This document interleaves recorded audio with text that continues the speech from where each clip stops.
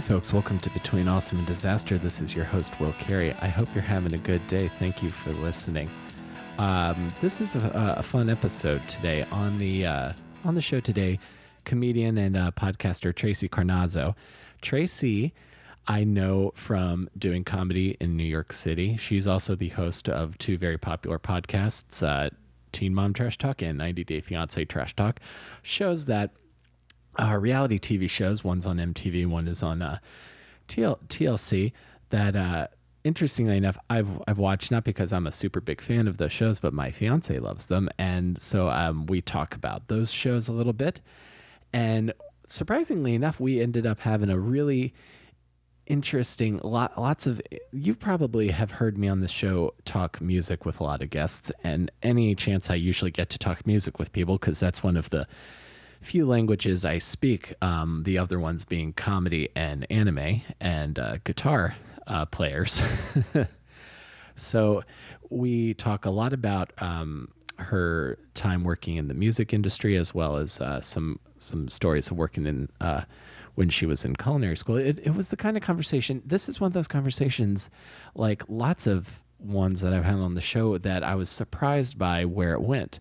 Because to be honest with you, there are some people I know a little bit more about when I interview them, and there are some people that I don't know very well at all, nor do I make a ton of effort to know everything, because my idea of how to conduct an interview is all inspired by and grounded in the way Mark Maron conducts an interview, which I've probably mentioned a few times listening to this anyway. I mean, I feel like most comedians who do podcasts owe a debt of gratitude to WTF. But my idea of how to conduct an interview is know a few things you're curious about, but then also be open to seeing where it goes. And this conversation went some really interesting places, and we talked about stuff I didn't think we were going to. So this is a fun one that I'm excited to share with you guys. If you guys enjoy the show and you want to share it with other people, that means the world to me that you would want to do that. We're on iTunes and Stitcher. You can add us to your favorite playlist on Stitcher, subscribe on iTunes, leaving a review or a rating helps, and I greatly appreciate it. So thank you guys very much for listening. I'm on Twitter at Comic Will Carey. You can follow the podcast on Twitter at AwesomeDPod. And thank you guys for being here week after week. I really appreciate it. Let's go to my chat with comedian Tracey Carnazzo.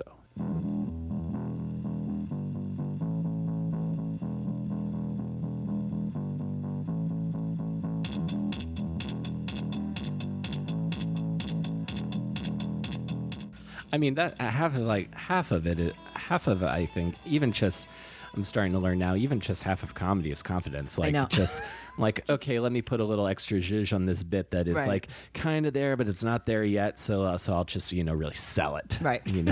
I'll pro wrestling it up a bit. I'm just scared that I'm going to record a whole thing and it's not going to be there. I've done that before. That's what I'm scared of. I've done that twice, but it was with friends of mine, so they were understanding. I have advertisers, so I'm like, oh, nice. I need this to get out when it gets like. Yeah, I know. That's why I'm scared. Yeah, you gotta have it ready. I'm gonna practice. Maybe I'll practice this week so I don't have to pack up. Yeah, I don't have advertisers yet, but I know who I would want to. How Mark Maron had his own blended coffee. Yeah, of course. Yeah, I really want, if I ever get kind of famous, I want to have my own soda, from a nice novelty local regional. You could be like the Jones guy. Yeah, or my own cheer pop. I like that. Or cheer wine. That's what it is. Cheer wine from the South. Yeah, absolutely. I like it. So you were telling me that when you were coming up to my place that you're familiar with this area. Are you from New York? I'm from New York. I'm from Queens. You're from Queens. Yeah. Which part? Kew Gardens. Well, I'm from Forest Hills. I live in Kew Gardens. Uh-huh. Nice. I know Forest Hills because the Ramones are from Forest Hills. Yes, they are. Which is, I think, the ultimate Queens cred. Yeah, absolutely. So the guy that was going to do my kitchen, he was friends with whoever's alive in the Ramones. Who's alive? I think one of the replacement members. The 4 original members passed away. So it might be CJ Ramone now. No, I feel like there's another Ramone alive, no? Maybe. Oh, I think there is. I think there's an OG Ramone. Oh, wow. Just one of them. So he was friends with He's friends with all the Ramones, yeah. That's awesome. Yeah, Jerry Only's one of his best friends, the guy from the Misfits. Yeah, I like him. Yeah, so my friend, we made a connection. A friend of mine's playing in the Misfits right now. No way. Yeah, so he's like good friends with Jerry, and he came to look at my kitchen, but it didn't work out. He busted his knee and he couldn't do the kitchen. That's a very like punk rock kind of, because all the punk rock guys I know all have a craft. Yes. Like they have like a practical like man's man kind of. Yeah, trade. a lot of them are Italian. Yeah. Yeah. That's what it is. Oh, Yeah. I didn't know that was an Italian thing. Oh yeah, you have to do something. Okay. Italians aren't very smart. We're not known for our brains. Is that right? I don't know any of the Italians are like stereotypes. plumbers. And where are you from originally? Originally, I'm from Maryland, like a really like off the grid, remote part of Maryland. Okay, so that's why you don't know about Italians. I didn't meet. I didn't meet a Jewish person until I moved to outside of Baltimore. I was going to say college. there's definitely no Jews there. Yeah, no Jews. Maybe there's like three people. There's like 3 Jews. There's like 4 black people. And Did you know them all? Knew them all. And Don't worry, that's just Fred. and here's an interesting tidbit. So there's a Islamic library in my hometown. Now that sounds odd, right? But it was partially funded. I figured out on the internet by Saddam Hussein back in the day. Oh, that's so nice. Yeah. He's really he was improving He the was area. branching out, again, because for the 3 Muslim people who Right. lived where I'm Well, from. that was important to Yeah. him. So I knew like, so I was like, I feel like I grew up in kind of the absence of world culture and had to go to New York to be around it. So I'm always a little envious of people who were born and raised in New York, and especially Queens, because I feel like, you realized early on it was weird for a restaurant to sell Chinese, Korean, and Japanese food.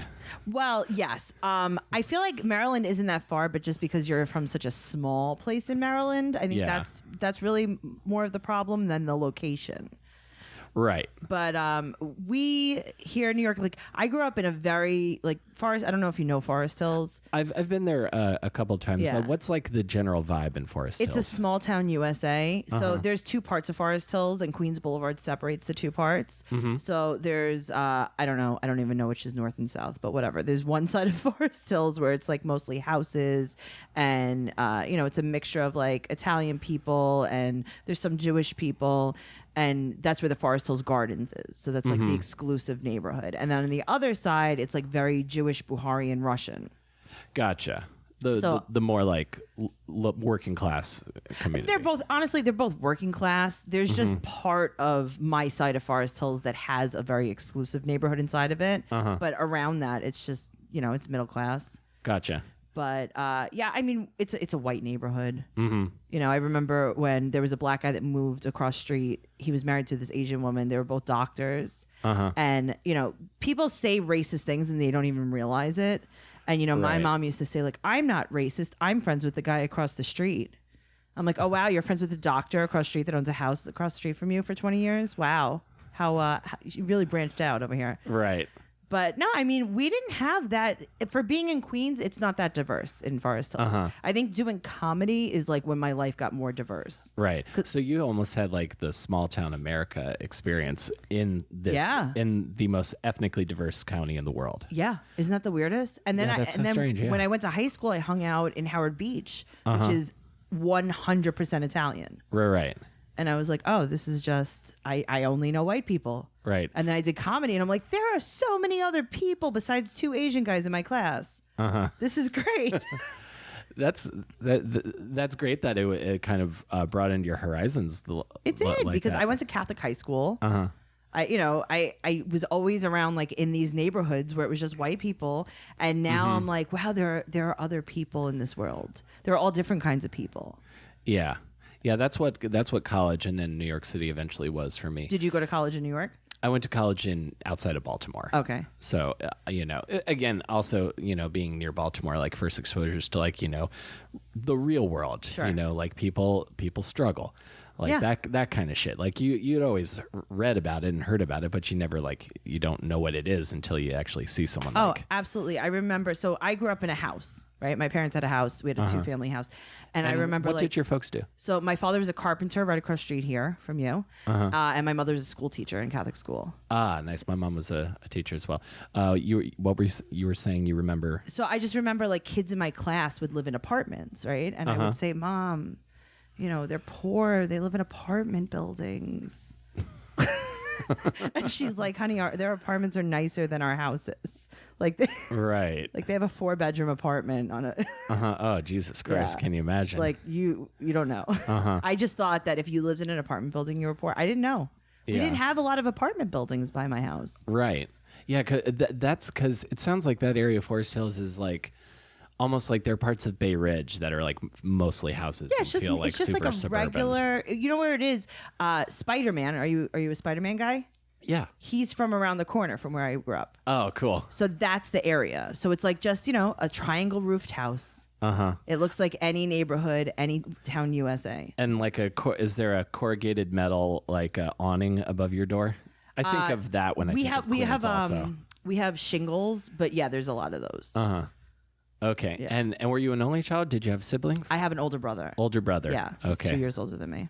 2 years older than you. Okay. So how is he? He's a hot mess, but he's all right. He lives at home with my mom. He's the same. Gotcha. He's the same. Everyone that sees him, like people that we saw from high school. I saw this guy in the vet the other day, and he's like, "How's your brother? I haven't seen him since high school." And I'm like, "Oh, same." He's like, "Same." I'm like, "Yeah, however you remember him." Yeah. Same. It's like that. I just saw this commercial where someone wrote "never change" in a guy's yearbook, and then he just never changed. That's him. Like he was still like the same, even when he became old. He was still hacky sacking and drawing like that weird S. That's exactly. From the this 90s. is the guy. This is the guy. He's. Yeah, and here I also feel like maybe I feel, and I think we run in different circles comedy wise, but a lot of my friends, I remember when we were all like celebrating like really basic stuff, like because comics, you go through those first couple of years in New York where you're just like on the verge of everything collapsing at any moment. I feel like that every day. But now we're talking about like I'm renovating my kitchen, so like things got to be somewhat on the upswing. I've always been a regular person besides a comic, and that's why I think that. Even when I walked in here, right, your place is like you're like a regular person. I try to be, yeah. You have a fiance. You're a regular person. Yeah. Like you are a comic, and then you have this other side where you maintain a household. Yeah, it took me a long time to realize that it would probably benefit my comedy career and show business aspirations to maybe not be on like the verge of like being homeless. Absolutely, but I don't. At one point, why is it that no one else thinks this? You know what I think it is, and this would be great. I rarely get to talk about this. I think the grind of being in show business has become over romanticized. Yeah. And to the point where it's almost viewed as a requirement to go through just sheer absolute like pure having dire 7 straits. roommates. Yeah, like that and that whole thing. Or like when I would listen to like behind the scenes stuff of Crashing on HBO, and like Henry Zabrowski who's in Wolf of Wall Street, and he would talk about, I had 3 jobs, and I would drink a cheap whiskey to fall asleep at night, and I didn't close my window one night and snow just blowed in on me. I think that's mental illness and addiction. That's not show business. Right. And I feel like new comedians hear those kinds of stories and think that that's part of it now. Sure. Or like you have to the whole tortured art, the tortured artist thing, which I definitely created. I definitely wrote jokes when I was sad, but I feel like I am more productive as when I'm not. Sure. I mean, I'm sad all the time, but I have a house. You know what I mean? Like I live. Sure. So I own a co-op, but I have somewhere to live. Like I'm never. People say to me like, who's your roommate? How many roommates do you have? I'm like, I don't. I just have a 1-bedroom. They're like, so you have no one living on the couch? Oh, nobody. Comedians who come in here, no one believes I live here. Yeah, because this is not a place where regular people, like when you go to a comic's house, I don't know what you used to do before you were engaged or where you used to live or how you used to live, but I've been to houses where I wouldn't use the bathroom because it was like a subway station. Like there are just so many comics living, and I'm like, how do they wear shower shoes like in the shower? This is like very similar to what I would have pictured jail would be like.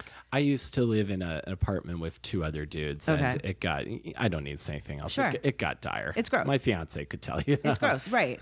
And that's like the part where like that I cannot relate to. Yeah.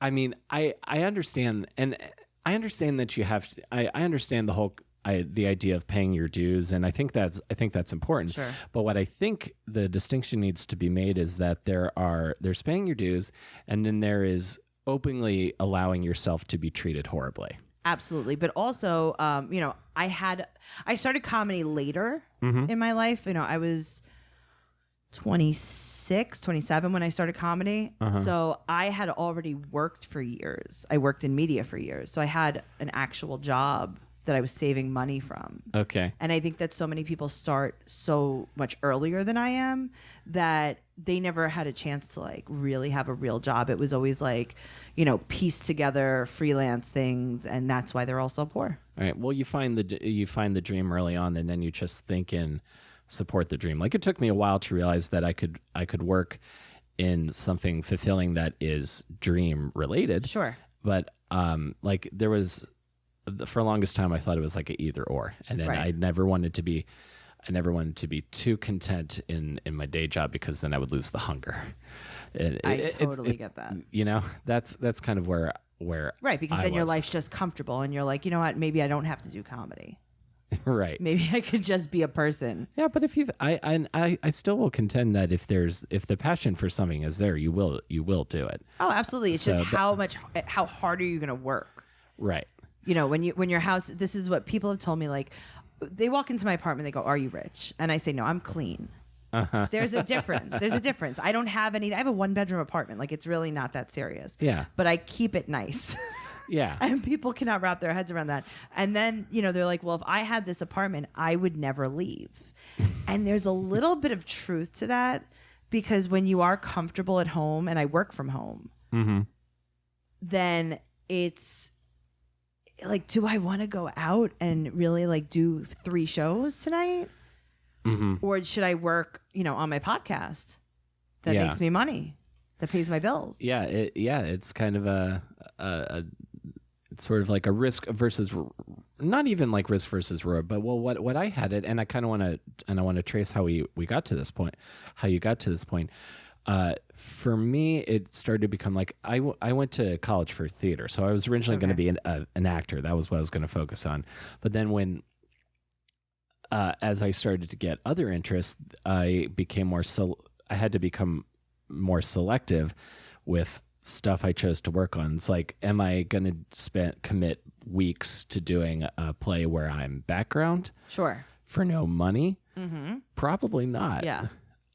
If I had a more substantial part, probably that, right. and I feel like that gets thought of as egotistical, but that's is reality. The realities of your right. But then life people and time. In comedy, I feel like a lot of times people are saying, if you're not doing that background thing, then you don't know how, like, you need to start at the bottom, and you need to pay, like you were saying, you need to pay your dues. If you're not interning at a comedy club and you're not bussing tables, then you don't even know what it's like to start at the bottom. If you're not barking, I've never barked in my life. Yeah, I've never barked either. I'm too cold to bark outside. I'm too hot to bark in the summer. Like, what? I don't have the I'm not staying outside. I don't have the personality to approach strangers on the street. I'm much better at like, I worked the door at a club at one point, and I've done other stuff related to that, but I just have never had the personality to approach strangers on the street. So I kind of want to trace this. So you said you started comedy later. Did you think you were going to be a comedian when you were younger, or no? I didn't. When I was younger, I was super into comedy as a fan. Watching like old Comedy Central presents, like I was very, very, I was like a comedy nerd as a child, and no one else in my family had this interest. It was just me and the TV, and that's how it went. Do you remember any of those specials you saw? Oh man, let me tell you. So I went to high school. I went to St. Francis Prep. Where's that? This is in Queens. This is in, oh God, I can't even think of the neighborhood. Fresh Meadows. It's the biggest Catholic school in the nation. And my teacher, she was my homeroom teacher and my religion teacher, Miss Alexandro. and she tells us her son is a comic and he's going to be on Letterman. And I'm like, oh my God, your son is a comic. This is amazing. I can't believe it. I love comedy. Can you bring in like a VHS tape and show us his comedy? And she she rolls the TV in, she brings the VHS tape in. It's Ted Alexandro. I was thinking it was Ted. And wow. I was like, this is amazing. I want to go to the city and see him. And I was like begging my mom, I'm like, can I just go with one of my friends? We'll take the train to the city. And I think I was like 15 or 16 when I took the train to the city and I went to go see Ted. Where did you see him? It was somewhere in the East Village. I don't think it was Eastville. If there was something there before Eastville, okay, it was whatever that was. I think it was like the 2-drink minimum, like the whole. Sure, yeah, the whole. And it was the coolest thing in the world. I think Todd Barry was on the show. Like it was cool. I was like, this is amazing. And then I met him. I was like, I'm one of your mom's students. And he's like, oh God, get away from me. You're like 12. And was he just like doing like a 10-minute set, or was he was just doing like no, this is years ago. This was 1998. Oh wow. Yeah. So it was just like so cool. I was like, this is so cool. And I was just always such a fan of things like that. And then I got into theater in college and I was doing like off Broadway stuff. And I was in a theater group here in New York City. You went to college in the city? I went to college in the city for culinary arts, but separately from that, I joined a theater group through some friends. Oh, okay. And I was doing like off Broadway, and I was like, everyone's like, you're so hard to direct. And I'm like, what do you mean? They're like, you keep telling us how you want to be directed, and we are the directors. And I'm like, listen, I don't fucking need you guys. I feel like that's one of the more that's one of the two comedian origin stories that I've heard. There's the I don't screw you, I don't need you guys, and then there's the you see a comic and then you go, I could do that. Oh, absolutely. So I was like super cocky, and they were asking me, I remember for one of the shows that I did, they were like, hey, can you write your bio for the playbill? And I was like, yeah, of course. And I wrote that I had been doing comedy for 10 years and I had been seen on all popular late night TVs, and like every show, I was like, I've done Letterman 3 times. I wrote this all thinking that they would be like, shut up, Tracey. And they printed it. Oh my. And they ran it, and people were like, I didn't know you were on Letterman. I'm like, you didn't know I was on Letterman? And I just like kind of ran with it for a while. And then everyone would be like, you know what? I kind of knew that you did stand up. I figured you did stand up. And I'm like, these people are very dumb. This is before there's so much internet. There's a little bit of internet. Yeah. Yeah. Like I'm thinking late 90s, there's maybe like a scotch of internet. There's a little bit. I mean, this is like early 2000s. There's a little bit of internet. Not as much as we have. You know what I mean? Not everyone has a smartphone. I think I might have had like, what's that one? The Sidekick. Yeah. I remember no one's like Googling things very readily. You had to remember what to Google and go home and do it. Right. And then if it's just like, yeah, and they're like, whatever, she's on Letterman. If she says she's on Letterman, I don't really care. But you originally you were going to culinary school. I was going to culinary school. What was behind that decision? I was like, yeah, I'm Italian. I like to cook. We'll do this. That is the one Italian stereotype that I have benefited from. Yeah, that's exactly how it goes. So you're like, I like to cook. And did you go to CIA or was No, I went actually to New York City College of Technology. I majored in hospitality and culinary arts. Okay. And I did that program, and I was like, wow, this is really, because I wanted to make sure that it was like actual college credits and not like some certificate that someone signed off on. And it's like, she could cook. So I did that for a little while, and then I was like, wait a minute. Kitchens are so hot. They I have to stand up the whole time? I'm like, at night? And on the weekends? I'm like, no thanks. So I worked like a whole bunch of restaurant jobs, just, as a waitress, really. I was waitressing. I was working for, the Grand Lux Cafe and, all these. I was like working for corporate restaurants, P.F. Chang's, you name it, I've done it. Applebee's, 2 different Applebee's. Oh, I salute you. That was, I worked retail for like 10 years, but I hated. I could bear. Well, just the idea of being a server was so nerve wracking to me because I know how people can be with their food, and my right hand shakes really bad. So I was afraid. Oh, what if I drop everything? What if I drop something? So my hat's off to you. I feel like those are the two fields that everyone should work in What was your point. retail? What was your retail of choice? Well, if we're talking, so if you did time in Applebee's and P.F. Chang's and chain restaurants, which my first retail job was at Kmart. Oh, okay, that's a good one. I was a cashier at Kmart, and then eventually they moved me out to the garden department because I was really good at like loading up bags of mulch and soil. Strong man. Exactly. It's the most rugged I ever felt. Yeah. You're like a farmer. Basically, I was like a retail farmer. So I would just hang out there. I would just hang out there, and my manager was this like old like Vietnam veteran who would tell me these crazy stories about like killing people. Oh, nice. And then he was also a Civil War reenactor, and he told me he was an extra in the movie Gettysburg, and I was like. He was an extra in Gettysburg. In Gettysburg. In actual Gettysburg, not in the movie Gettysburg. Right, the actual Gettysburg. He was there. He's like, I'll just stand in the back. Yeah, but his name was Ed. He was a really cool guy. I liked. Shout out to Ed. He was the best part of that job. So I did that, and then in college I worked at Walden Books. Ooh, okay. And then R.I.P. And then I did Target for a while. Okay. And then when I moved to New York, I did a bunch of jobs. I was a barback. I worked at Barnes & Noble. I was an usher at Radio City Music Hall. Okay. That was kind of cool. The Rockettes were always a little... So you're into bookstores and big box. Basically, I never could. I applied to the Walmart in my hometown a couple times. Could never get in. I interviewed at Blockbuster, and then they closed forever. R.I.P. R.I.P. Are you the downfall of Blockbuster? I still have my card. I'd hate to say I was the one who did it, but you interviewed and they were like, "That's it. We're going Netflix. We're going digital.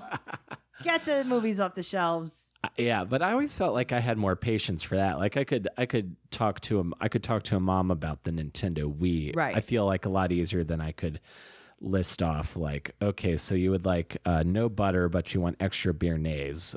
You do realize those are a contradiction. Oh, see, you're working brunch right now. I didn't work brunch. I was only doing dinner. I wasn't a brunch kind of girl. Right. I was like, wake up early. No thanks. I will work in the middle of the night. We are restaurant workers. We would work until like 5 a.m. The bar would close at like 3 at Applebee's. I would get home at like 6 a.m.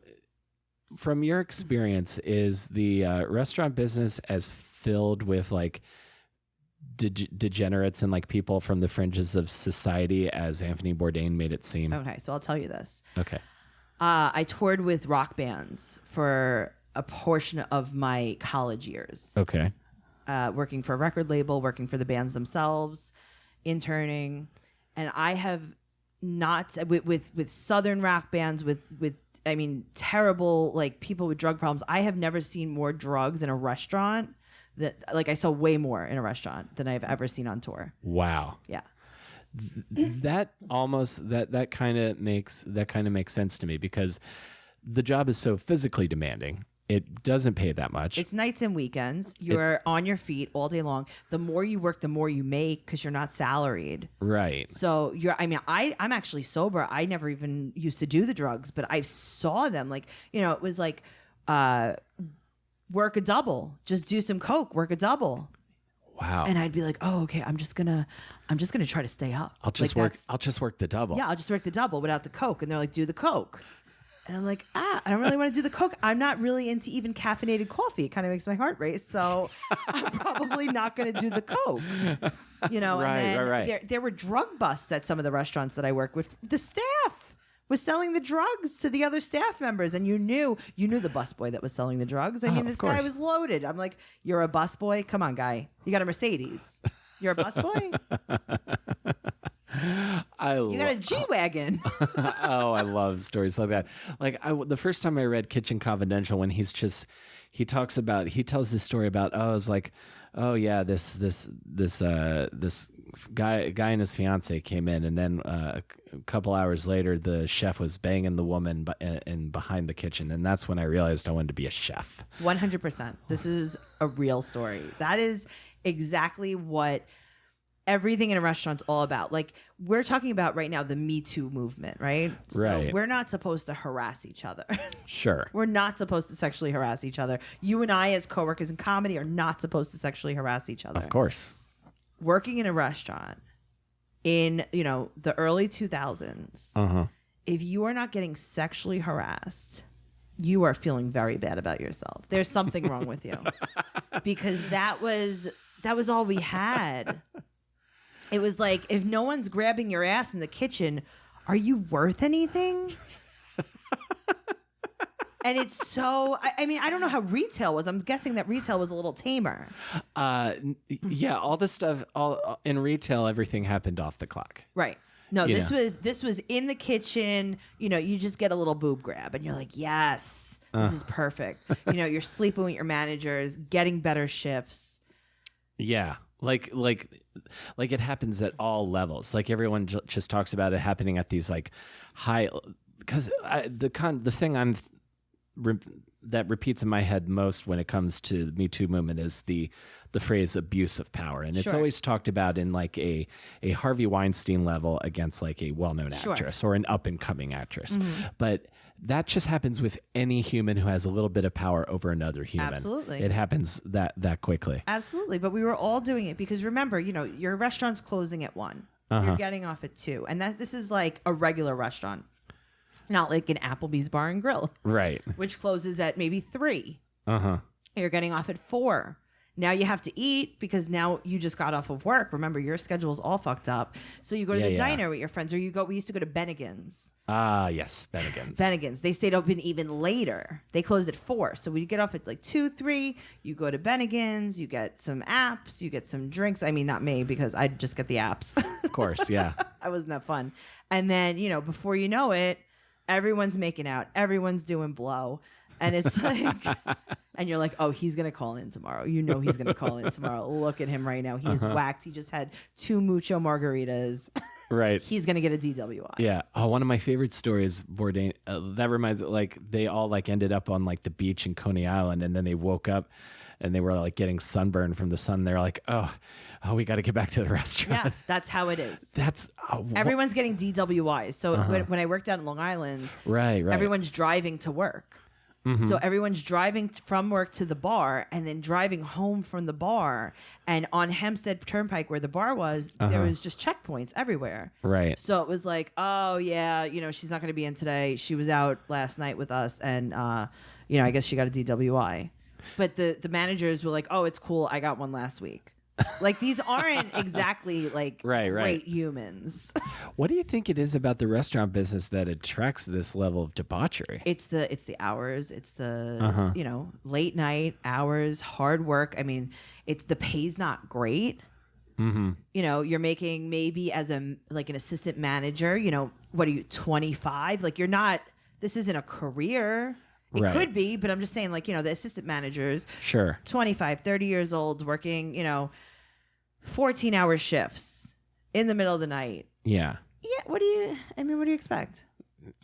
It's not great. A lot of people move up from a server too.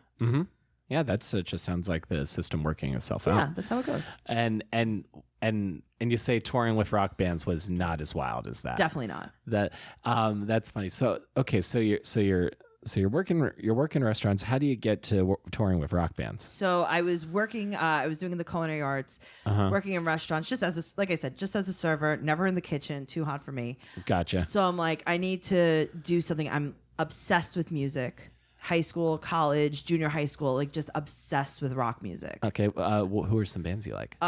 So let's say junior high school, Korn, 311, Sublime. Like, I'm kind of all over the place, but I'm into it. Okay, that makes sense. So yeah, that's sort of like 90s, like alternative rock, a little bit. That's like new metal. Yes, yeah, exactly. Yep. I can see it. Oh yeah. I'm trying to think of the Bloodhound Gang. Super into it. Now this is nice. Like the skating era, the whole grunge scene, all that kind of stuff. Then high school, I went to Catholic high school, and everyone's like, "Hey, you have to be, a little bit more normal. You can't wear that spike collar in your Jinkos." Here, listen to this DC Talk album. So I'm like, no thanks, guys. Stone Temple Pilots, all like I am still into it. I'm trying so hard not to be. Right. I'm like, yeah, the thong song, it's great, but really, you know what I mean? I'm into Foo Fighters. Yeah.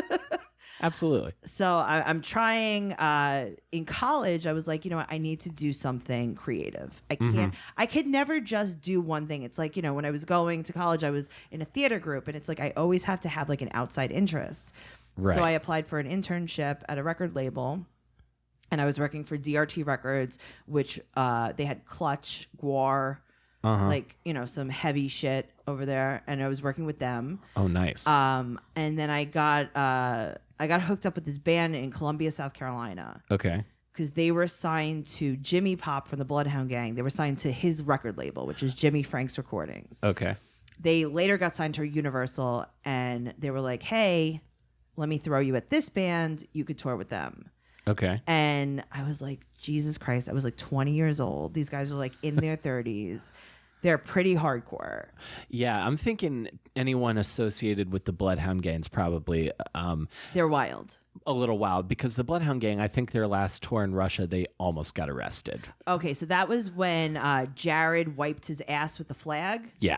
Yeah, he's never allowed in Russia again. Yeah, He's I think that's what he got deported. I read that. Yeah. Yes, that is a true story. He lives in Germany now. Oh, wow. Yeah, he's not. He's not. He's definitely not an American fan, and he's also not a Russian fan. Uh-huh. He's So you're dealing with this crew. I'm dealing with a lot of this, the whole Jackass crew, the Viva La Bam crew. I'm dealing with all of these people all at once. The him guys from Finland. Oh, yeah, him are great. Yeah, the 69 Eyes from Finland. Like this whole entire like CKY? CKY. Yeah, absolutely. Yeah, I loved that. Jesse Margera. I loved there's those first two albums. I loved. Amazing. Yeah, so Amazing. good. Plastic Plan, I'll still turn on, like rock on to that. That song. is like my driving song. That was like a tour song that we used to put on. Nice. Yeah. So I'm working with all these guys, and you know, it was hard. It was really hard because, you know, to take someone seriously that's so much younger than you and so much less experienced. Sure. And you know, it's funny because to this day, like, we're very good friends, and I'll do small things with them. I go visit them in South Carolina. I stayed there for a long time. I worked with them for quite a while. Oh, cool. And then I was like, I might need a real job. And I started working for Nielsen, which was VNU Media, which was Billboard magazine. Gotcha. So that's like the industry. That's Yeah, like so- charting like the top 100. And Yes, I was working on the top digital 200. side in ad, you know, just like ad placement. Gotcha. So yeah. So and what year was this? This is now maybe 2006, 2007. Okay. So I'm starting to think this is probably right as like streaming is like, I feel like people are still buying Yes. stuff. People but are it's still- moving towards streaming. People are definitely still buying CDs at this point because I remember when the album came out. So the band was called Isabel's Gift, and they had an album called American Idol. Okay. And I remember going to Virgin, and I remember calling them because I wanted them to order a big order of the CDs. And I said, hi, I'm a fan, and this band is having this signing, and I want to buy 100 CDs. Can you make sure they're on the shelves? And I just kept calling Virgin record stores. R.I.P. Yes. R.I.P. I never got to go to the Virgin Megastore in Times Square. Yeah, it was the one. I think it was the one I was calling. There was one in Times Square. There was one in Union Square too, I think. I think so. Yeah. And I was calling them, and they were buying the CDs, and the label was like, oh my God, New York is getting so many orders. I'm like, that's crazy. Oh yeah. Who'd have thought? You should, when they tour there, you should probably book them a bigger venue. Yeah. So let's move to Irving Plaza instead of Webster Hall. They played. So the Bloodhound Gang played. This is, God, maybe it's 96, 97. The Bloodhound Gang headlined, and then the openers were Nerf Herder. And Isabel's Gift. So Nerf Herder's coming back to Brooklyn this summer. Oh, really? In June. They're coming to the Knitting Factory. Oh, that's awesome. They were at the Bell House 2 years ago. That was the first time I've seen them in 15 years. And they remembered me, and I couldn't believe it. Wow. I was like, I was a child last time you saw me. Right. That's cool that they would still remember you. Yeah, though. these are like the bands that, you know, I always used to say, like, Nerf Herder is my favorite band. And people are like, I don't know what that means. I'm like, come on, guys. The Buffy the Vampire theme song. Yeah. Nothing. Yeah. Oh, that's just every time I have so many things that mean so much to me that I can only talk about with like one or two people. Yes. I understand that. And then when you find someone, I talk about nerve herders sometimes on my podcast, and like one or two people will be like, I know who they are. And I'm like, tell me everything that you know. Because you're like, there's no one that knows who they are. They're West Coast. They barely play out anymore.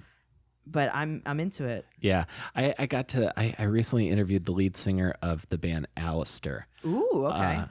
The co-lead singer. And it was just such a big deal to get to talk to him, because I remember buying that CD at Kmart. I remember seeing them open for Mest when I was in college and singing all the words. And then the bass player's like, oh, the tallest guy in the crowd knows all of our words. If I forget, I'll just go to him. And then great. Just like just how full circle these things come. When you were working for Nielsen, were there things you learned about the music industry that made you go, oh? Was there any kind of disillusioning moments? I think that I was always into like I used to like really into like 80s rock, 80s hair metal. Okay, now you're speaking one of my other languages. So that's like I was super into them, and some of the bands that would come in, they would play. We had this little space. We were on the 6th floor. We were at where we were in the Kmart building. I know this is all coming full circle right now. Yeah. We were in the Kmart building by Astor Place. Yep. So, what's it, 700 Broadway? We were on the 6th floor, and they had this area, and it was called the Billboard Cafe, and it was literally just a few tables where we would eat lunch. And they would have bands come in and play, and it would just be so sad to me how old these people were. Because I was like, oh my God, but I thought he was so hot. And it's like, well, that album was from 81. That's why you thought he was hot. Right, yeah. I met Jeff Tate, and I was like, oh, Jeff Tate. He's so freaking old. Like he was like melting. Everyone's melting. That's what happens. Yeah.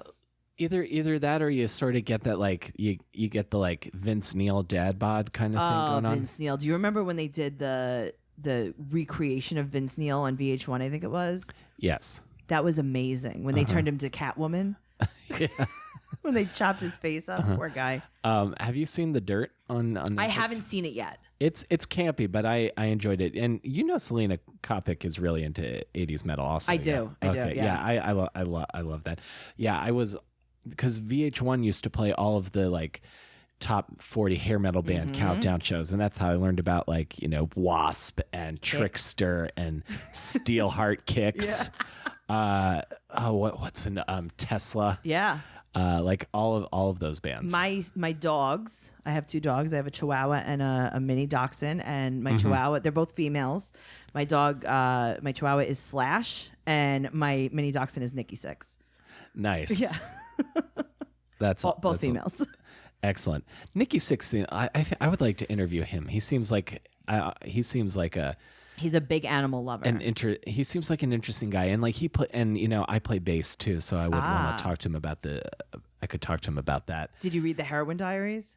I've read The Dirt. I haven't read the Heroin Diaries. I need to. So much better than The Dirt. Okay, I'm gonna get the Heroin Diaries. That'll be my next. It made me want to do heroin. I was like, this sounds so crazy. This sounds great. There's a scene in the book where he's in his closet. He's gone totally paranoid with heroin. And he has a security system in his house because he's paranoid. And he keeps calling the cops through the security system. And I'm like, this is who I want to spend the rest of my life with. I love this man. Oh my, Nikki, if you listen to this, you have options. Oh man, I love him so much. They seem like they're pretty cool dudes, but talking about like, Motley Crue, the last tour, like Mick, like, Tommy Lee's Mick died about 20 years ago, and they just prop him up like Weekend at Bernie style, and he can still play real and they have the sticks in his back, so you ever watch that and you're like, is Mick dead? You have to look at like the more recent photo shoots, and you're like, I think he's propped up in the corner. I don't know how all of them aren't dead. Oh, totally. The fact that like the major casualties of the Motley Crue story are Hanoi Rocks' drummer Razzle. Yeah, and that's like the biggest body count, and it's not any Shout of them. out to Finland. Yeah, yeah. This is very. I didn't think we'd be talking so much about Finland, but this is. I love when these kind of things I worked with a intersect. band from Finland called the 69 Eyes. Haven't heard them. And they were very friendly with him. They were here. They were around. I would say like 2008. They were like here in America. It's when BAM was big, because BAM was like bringing all the Finnish rock here to America. Yeah, gotcha. And we did a few tour dates there with them. We were at in Philadelphia at the. What was it on South Street? What's that theater? The Theater of the Living Arts. Theater of the Living Arts. Arts. Yeah, we were at the TLA, and we're all standing there, and it's the whole band from Finland and their tour manager, and the tour manager was from Sweden, and we're standing, and this kid runs through us. We're standing at the top of like a parking garage that slopes down. Yeah. And this kid runs through us. He throws a gun on the floor and then just keeps running. And then all of a sudden, right behind him is two cops chasing after him with their guns drawn. And I'm like, oh, guys, I'm like, there's a gun. And one of the band members goes to pick up the gun. Like, oh, hello, here you go. And I'm like, oh, my God. Don't do that. Don't touch the gun. That's how you get shot. Don't touch the gun. And a cop jumped and like laid his body over the gun. And they were like, we got it. And they got the kid. And he had just shot like two people down the block. And they wouldn't get off the tour bus for the rest of the tour. Jeez. Yeah, they're like, we're going to Detroit next week. I'm like, yeah, you should probably just stay on the bus the whole time. Yeah, that's probably a good Yeah, idea. this is what happened in Philly. Yeah, the blocks around the 930 Club in DC, not the greatest walking blocks. Yeah. I would say the same with the Electric Factory in Philadelphia also. But yeah, but it's like Chinatown-ish, right? Or that's the Trocadero. Yeah, I think that's gone the too. Trocadero. R.I.P. There's so many RIPs in this episode. There is like Walden Books, the Record Theater in Towson, Maryland, where I saw so many great bands. I saw Anti-Flag, Motion City Soundtrack, Shinedown, a really awesome Beatles tribute band named the Mahoney Brothers. I saw them a couple times. Are you a Sublime fan? I like the one album. I wouldn't call myself. I've seen Bad Fish like 20 times. I've seen they played they opened for Third Eye Blind and Vertical Horizon my freshman year of college. I was going to say that was a long time ago. Yeah, they're amazing. Yeah. No, they sound dead on. I go to a Bad Fish concert by myself and sing every single song sober. Nice. That's who I am. And I'm like, can you guys stop smoking pot? Yeah. Well, my thing now is like I still love going to pop punk shows, but and stuff. So but now I'm at the point where I used to get sore like from being in the pit, but now I get sore from just having to stand in the back the entire show. I relate to that harder than you know. I remember I broke a rib at a Green Day show. And I mean, I was like drenched in sweat. And then I took a friend to another show at Irving Plaza like years later, not too long ago. And I stood in the back and held her coat. And I was like, can we go soon? I was like I'm like the mom. I was standing like with the moms in the back. Yeah. I'm like, can we go soon? This is too much for me. Yeah. My whole thing now is like trying to balance my water intake before the show so I don't have to pee, but then enough so I can get through the show. And then I'm just like, just looking for that Dwayne Reed because I need a giant bottle of Gatorade after standing for 2 hours. After standing in the moderate heat. Yeah. Or like I saw this is another big concert brag. I saw Mike Doty last month. Ooh. He was playing Soul Coughing's first album front to back because it's the 25-year anniversary, and his backing band and opening act was Wheatus. Oh shit! So that was really cool. Where was that? That was at Bowery Ballroom. Okay, all right. Super great show. Very chill show because the Mike Doty crowd is old. A little bit older. Just say it, old. But even then after that, when all I had to do was just kind of stand and bob the whole show, I'm like, oh, I'm so thirsty. I know. It's like you need to bring a little event chair. I know. So we all need to. I'm like, are there no seats here? This is ridiculous. I stood at the Nerve Herder show, and that was at the Bell House. And I was like, I found like a bench in the back, and I was like, this is very late. It was like 11:30, and the band's like, "What are you doing now?" I was like, "What am I doing now? I'm going to sleep. It is almost midnight. What am I doing now?" I will say, as I'm sure my 20-year-old self would have been afraid of becoming who I am now. But I would like to point out to my 20-year-old self and your 20-year-old self, you're still going to the show. I'm trying. That's I'm not going to shows like I used to. So I grew up in Forest Hills, and I went to junior high school with these two rappers that are fairly big now. I don't know if you know Action Bronson and Mayhem Loren. I know Action Bronson. Okay, so they have a show on Vice called Fuck That's Delicious. Oh, he's on that show too? Yes. Oh, so cool. he's the other guy. Oh, he's the black guy on the show. Okay, got it. So Mayhem and I are very friendly. They were playing at Terminal 5 maybe 3 years ago. And I was like, all right, I'll go. Sure. Let me tell you something. First of all, Terminal 5 used to be Exit, which was a dance club that I used to frequent a lot when I was 15 years old. Sure. Because I thought I was perfectly fine to be going out into an adult situation like this. And I get into the club and I'm like, oh my God, this is Exit. Oh my God, this is packed. So I get like to the side of the stage upstairs where they have like a little VIP section, and there's not as many people there, but now everyone's smoking pot. And when I tell you everyone is smoking, and I'm like, someone's got to get me out of here.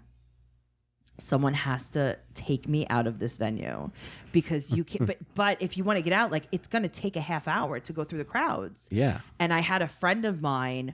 I was like, I'm going to close my eyes. I need you to take me out of the venue. And he walked and pushed me through the crowd until I got out of the venue. And then the guys were like, where'd you go? I was like, I don't know. I can't find you. What do you mean? And I was home. It's so much. Like, to have a crowd like that, it's too much for me. Nerf Herder at the Bell House, perfect. Right. That was out of control. Wow.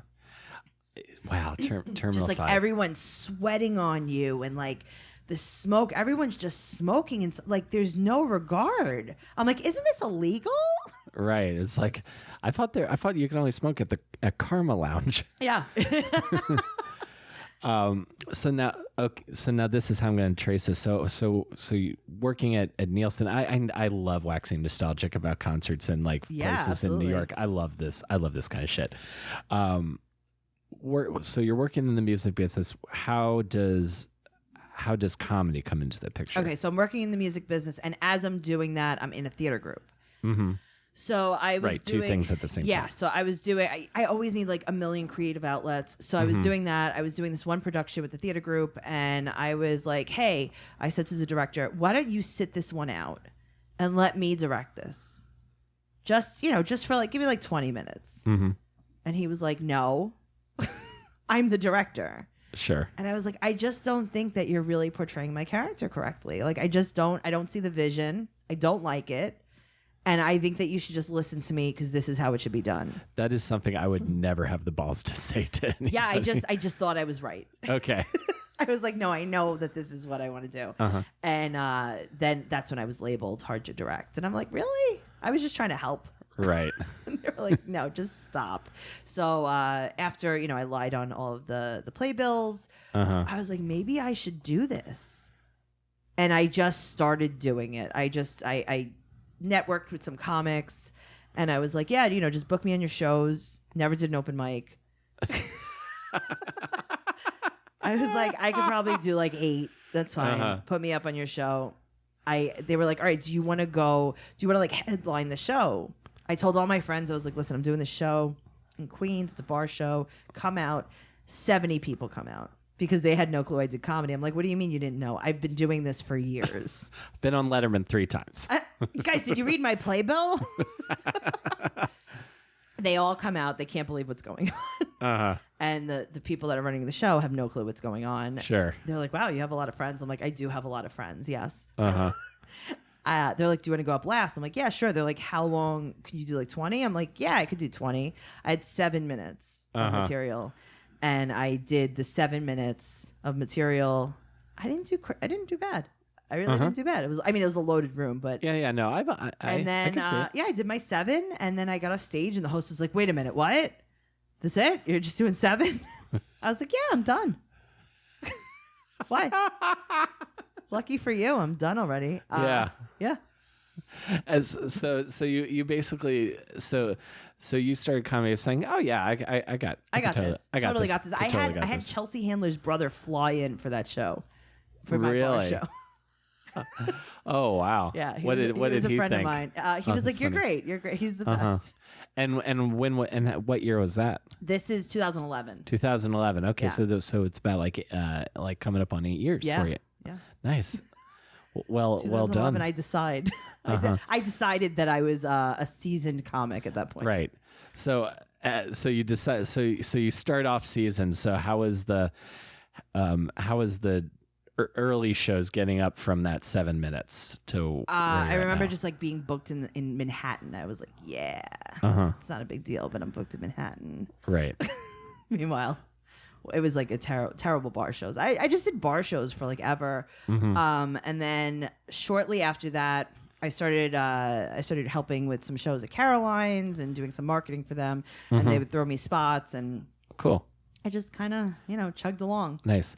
I love Caroline's. I've never performed there, but I've been to shows there, and I think that's just like one of the best setup rooms. Yeah, it's hard to fill. If you're producing a show there, it's very hard to fill. Yeah, because it's like Times Square, but it's not like foot traffic kind of Times Square, Right. And that's not the kind of place that you're just gonna go up. It's not like LOL where you're just gonna go up and lie to They don't tourists. really bark. Yeah. Yeah. So you gotta like get people. You have to in know there about otherwise. Yeah. But that's like everybody cool plays Caroline's. Eventually. Like Yeah. I was really excited. Back in December, I got to see Dave Attell. Dave's amazing. He's so fucking funny. I opened for Dave last year at Levity Live Oh, cool. Yeah. In West Nyack. in West Nyack, and the moment of my life where I think my brain exploded the most was the last night that I had done it. I think it might have been a Sunday night, and he was like, "Hey, come up on stage." This is after his set. He calls the opening comics on stage. He did this with Emmy Blotnick. Yep. And Ian Fidance. Yep. Yeah. And he called me up on stage, and we went back and forth for like 15 minutes. And I was like, I hope someone takes a picture. No one took a picture. So I could just tell the story and pretend that it's real. It really happened, but there's absolutely no photographic evidence of this. That's so But that cool. was like the height of my excitement in life. That's amazing. He's one of the few comics now that I think is just doing just beautifully like I'm trying to think of a metaphor. You ever watch like I don't know, someone shoot like a bow and arrow and just just hit like 3 apples in the bullseye, Yeah. and you're just like, well done, sir, bravo. He's been doing it for a That's very what- long time. His crowd That's what I work think his is- jokes are. His crowd work is calculated. Everything seems like, I wonder if he wrote that. And that's my favorite part of comedy. When I could watch your set and wonder, like, just for a second, as a comic, we're kind of like jaded when we watch comedy. Right, because you're looking at it. You're not just watching it to enjoy it. You're analyzing. You're analyzing. Right. Yeah. But remember when you weren't a comic and you I used to do. watch comedy and you used to watch, people like Louis C.K. and you used to say, like, is he just talking and he knows all this stuff? Whereas, like, you don't even realize, like, this is written. And that's my favorite part of comedy, is when you're listening to them and you're like, they might just be riffing. Mm-hmm. That's how I felt when I was a kid and I was watching Bill Cosby himself over and over. He's just kind of, it doesn't have the feel of a guy doing an act. Mm-hmm. It just sounds like he's talking. That's what I enjoy. Yeah, I it's always that perfect enjoy that perfect intersection of craft and just comfortable Conversation. on stage. Yeah, It's conversation that gets me hooked in. Uh-huh. And that's what I really enjoy. And that's what I enjoy about Dave. But I've been a Dave fan. I mean, did you used to watch Insomniac? Mm-hmm. Like that was like the height of Comedy Central. Yeah. That was when Comedy Central really had comedy. Yeah, I miss when Comedy Central did those kinds of shows. Like I got to talk to Tom Rhodes about when he was the Envy episode of Insomniac. When Dave went to Amsterdam back when Rhodes was hosting that talk show. Mm-hmm. And man, it was just so cool. It's also cool that he's been a professional comedian for so long, and he's still a fan of comedy. Yeah. I feel I know some people that are my age or younger that I think are forgetting that. Right. Like I always try to remember, and this again I think ties into the over romanticization of the grind, is that this should be this all should be being done because you're enjoying it. Even when it sucks, Yeah. you enjoy it. And I think it should, and I think it should be fun for, you first, because if it isn't, then you might as well just have a regular job. Absolutely. I think it's still fun. I think that also, I've gotten a lot into the podcasting side of the business, which is for me very exciting. Yeah. I have a podcast called Teen Mom Trash Talk, and I host it with my best friend who's not a comic. And now she's getting fans. And it's that's cool. That's like so exciting to me. Yeah. Because we've been on a journey like together. We've been best friends since we're about 13 years old. And I mean, I brought her on tour with me. She sold merch for every band that she didn't even know who they were. And to have like her now into this, even though she's not a comic, and to have her like throw her right in the ring is so cool to me. That's awesome. I'd love to talk about this a little bit, and this I think will be a great way to wrap it up. So, So your podcast is about Teen Mom? So it's about Teen Mom. So I have two right now. I have Teen Mom Trash Talk, and I have 90 Day Fiance Trash Talk. So do you watch 90 Day Fiance? My fiance does. Sure. I have. I get, and I would love to ask you, I get anxious with the confrontation. I love that. So why would we watch if there was no confrontation? That's what and then I watch it and I'm like, that's not going to work. No, it would be better if you realize that now. So you want everything to end up nicely. That's my best case scenario, because I guess I don't quite understand the appeal of, I call them human fishbowl shows. Yeah, absolutely. It's garbage. Yeah. Yeah. So can you tell me why those shows are popular? Okay, so from like I've been watching. So Teen Mom is a spinoff of 16 and Pregnant. Yes, didn't know that. 16 and Pregnant. Then there's Teen Mom. Then there's Teen Mom 2. Now there's Teen Mom Young and Pregnant as well, which is another class of people. So basically, they've been following the same people on Teen Mom. They've been following them now for 11 years almost. We're I think 10 seasons in. They're in their 30s now. They're actually, the oldest ones are 28. 28. Yeah, so the kids are around 10 years old. And it's just so exciting because I think, like, my life's all fucked up, right? Like, everyone has, like, that fucked up side of their life. And you've made so many mistakes in your life. And, you feel guilty for half of the things that you should have done or you would have done. I mean, do you agree with that? Like, sure. And then you watch these people on TV and you're like, she has 3 kids with 3 different fathers. She's been to rehab 12 times. You know what I mean? Now she's like tied up in a trailer somewhere. Because now they have money, which is upsetting to me. Right. Because I don't watch them struggle as much. They're still struggling, mentally, but not financially. Right. And you're watching that and you're like, ha ha ha, I have it all together. Okay. So it's like I fucked up a lot in my life. I may have given a couple of like busboy hand jobs that I regret. Exactly. But at least I'm not this bitch. Exactly. At least I don't have 3 baby daddies. At least I'm not in court every other day. I mean, some of these girls have like their own domestic violence charges, their own, like, almost everyone's been arrested, been to jail, been to rehab, gotten their kids taken away here and there.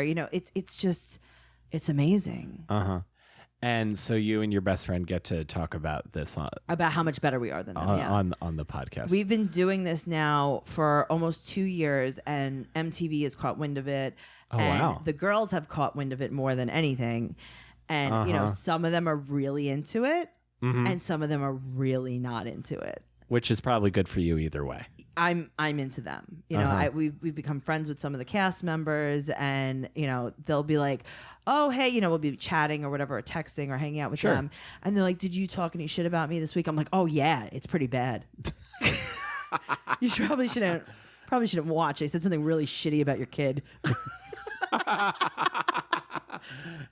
So they're just like, okay. Yeah. and so MTV's picked up wind of that. So yeah, that sounds pretty cool. And that you've got sponsors, which that to me is outside of like who you get on a show. That's my only other measure of like, oh, that podcast, they must be doing well. Well, as far as sponsorships go. Yeah. I mean, if you get a certain number of listeners, they're people take interest in that. Oh, that's cool. Yeah, that's awesome.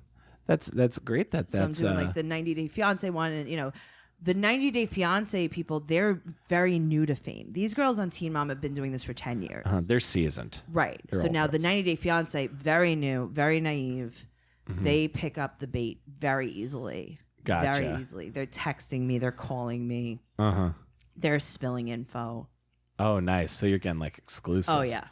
Oh, that's fun. And so the new season comes back April 28th, and I am so excited because I have been prodding at these people for months on the off season. Did that Muhammad guy end up getting deported? Nope.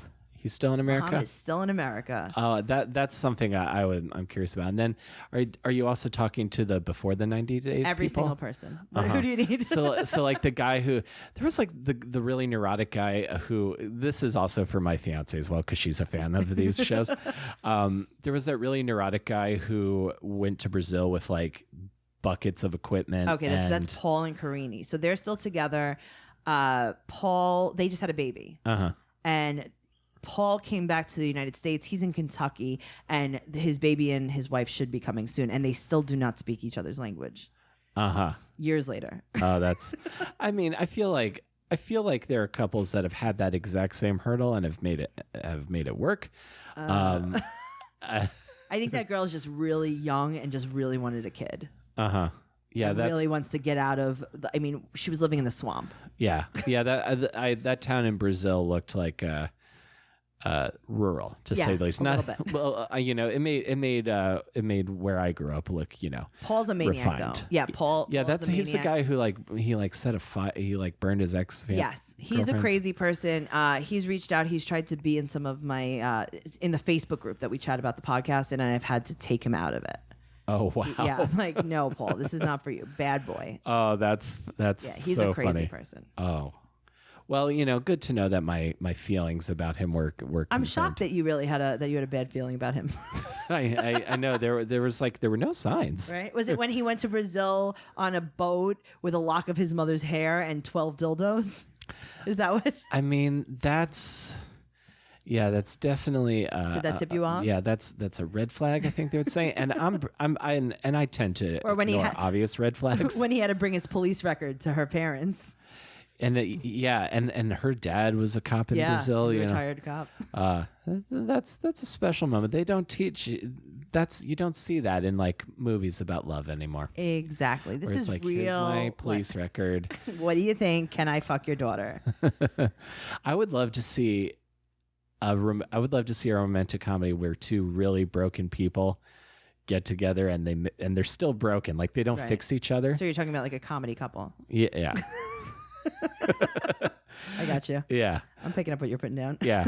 So, like nobody gets fixed, but they just make the best of the broken world that we live in. Right. And then like she wants a kid, he doesn't want a kid. And then they just end up having a kid. He abstains from sex, withholds sex. She gets frustrated. Yeah. It's going to be great. Comes a whole thing. Then he becomes born again, but not really. It's a whole thing. We need to write this. Yeah. I think we can make this happen. I think we just did. I think we did. This is our first pitch. If anyone from MTV is listening to this, that's a perfect network for that show. I think so. And get at me or Tracy on Twitter. Let's make this happen, MTV.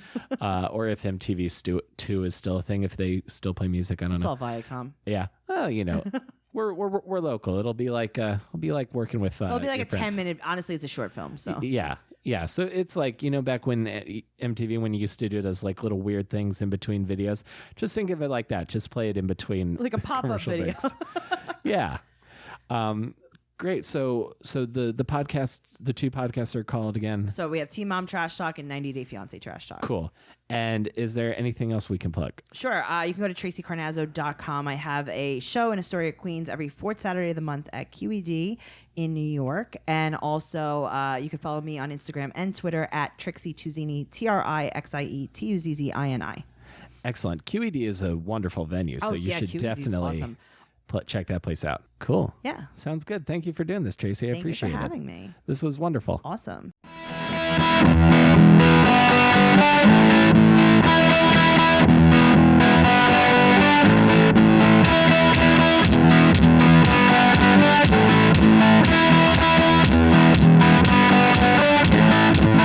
Okay, folks, that's our show for the week. Thank you for listening. If anybody is listening to this that is a fan of Tracy from her podcasts, I appreciate you taking time to enter my world, my little corner of the internet. If you enjoyed this, please feel free to tell a friend. I've been really happy with where this podcast has been the past couple weeks, so I'm really excited to continue to record, edit, and share new episodes with you. And it means a lot that you guys are here. If you enjoyed this and want to tell a friend, we're on iTunes and Stitcher. You can leave a rating or add us to your favorite playlist on Stitcher. That helps boost the presence of the show, and I would greatly appreciate that. I'm on Twitter at ComicWillCarey, and you can follow the podcast at AwesomeDPod. And I'll have links in the description for where you can find Tracy's podcast and on Twitter. And if you guys want me to come do stand-up in your city, let me know, and we'll make it happen. Thank you guys again so much for listening, and I will see you next week between Awesome and Disaster. Take care, everybody.